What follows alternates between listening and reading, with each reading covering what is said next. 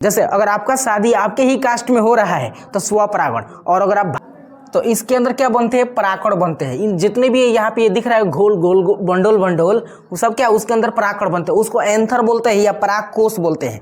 इसका मतलब कि परागकण परागकोश के अंदर बनते हैं। ठीक है, ये आपको पता होना चाहिए, हमने बताया भी था पहले।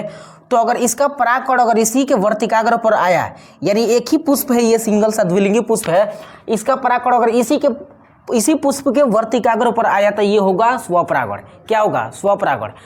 अगर ये नहीं समझ में आया तो आइए एग्जाम्पल से समझाते हैं। मान लीजिए कि आपने अपने मूड़ी में से जुई निकाला, जुई माने क्या होता है, ढील, और निकालने के बाद देखा उसको अच्छे से है और फिर उसी में डाल दिया, तो ये क्या होगा, स्वपरागण।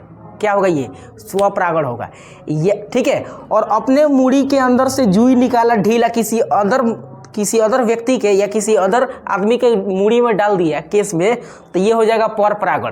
क्योंकि आपके अंदर जो आपके सिर के ऊपर जो ढील थी ना, वो आपके जात की थी। ठीक है, और दूसरे पर गई तो ये परपरागण हो जाएगा।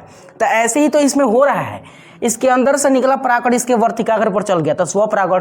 अगर इसका परागण इसके वर्तिकाग्र पर गया तो परपरागण होगा। और भी एग्जाम्पल्स है, जैसे अगर आपका शादी आपके ही कास्ट में हो रहा है तो स्वपरागण, और अगर आप भाग कर रहे हैं तो परपरागण। ठीक है, देख रहे हैं कितना लोचा है।